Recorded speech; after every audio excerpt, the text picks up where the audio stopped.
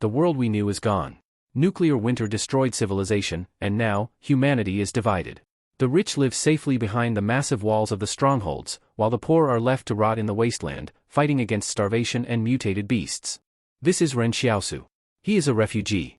He possesses no money, no status, and no hope. He lives by one rule: do whatever it takes to survive another day. He isn't alone. He protects Yan Luyuan, a younger boy who relies on him for everything. In this harsh world, kindness gets you killed, but Ren manages to keep them both alive through sheer grit and intelligence. He doesn't carry legendary weapons or golden armor. His most valuable treasure is a simple black iron pot. To others, it's trash. To Ren, it's survival. In a world where drinking raw water kills you, this pan is the only thing keeping him alive. A voice echoes in his head. Darkness consumes his vision. Inside his consciousness, a mysterious palace appears. It is a weapon store, a library, and a sanctuary all in one. But it is locked. To access its power, he needs currency. But this system doesn't want gold. It doesn't want monster cores.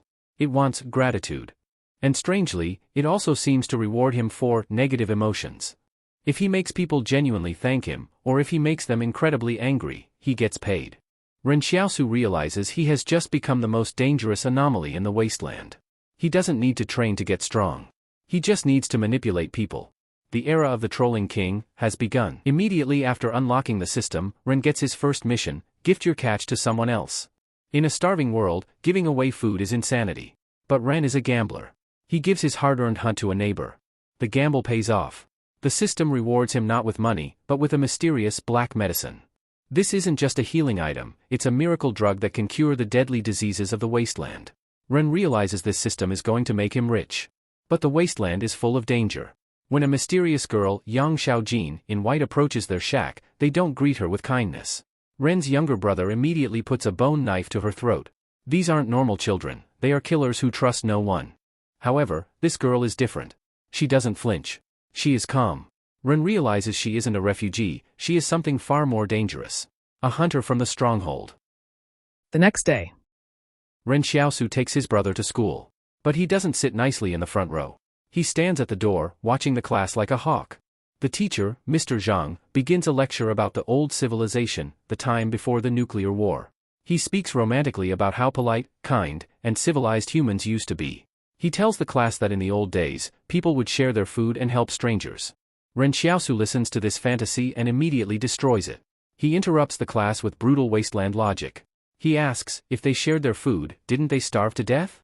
The entire class goes silent. The teacher tries to explain manners, but Ren just confuses him with the harsh reality of survival. The teacher is furious. He's trying to teach poetry and morals, and this dirty refugee kid is making him look stupid. His face turns red, his blood pressure rises, and suddenly, Ren hears the most beautiful sound in the world. Negative emotion detected from Mr. Zhang, +1 coin. Ren smiles. He finally understands his power. He doesn't need to kill monsters to get strong. He just needs to be the most annoying student in history. Ren's trouble follows him home. He and his brother are resting in their shack when the door is kicked open. It's the town overseers, led by Wang. They didn't come to talk, they came to take. Even the mysterious girl, Yang Xiaojin, watches from the shadows. She is a professional killer from the stronghold, yet even she stays quiet. The situation is deadly. Trouble finds them quickly. A thug tries to mess with the mysterious girl, Yang Xiaojin, tearing her sleeve in the struggle. It's a fatal mistake. She isn't a victim, she's a predator hiding in plain sight. But before she can reveal her skills, Ren Xiaosu steps in. He doesn't hesitate. He beats the guy down instantly, showing everyone that even though he is a refugee, he is the most dangerous person in the room. Later, Yang Xiaojin approaches him. She doesn't say thank you. Instead, she tells him a story about a coal mine foreman who held up a collapsing tunnel for 3 days with bare hands.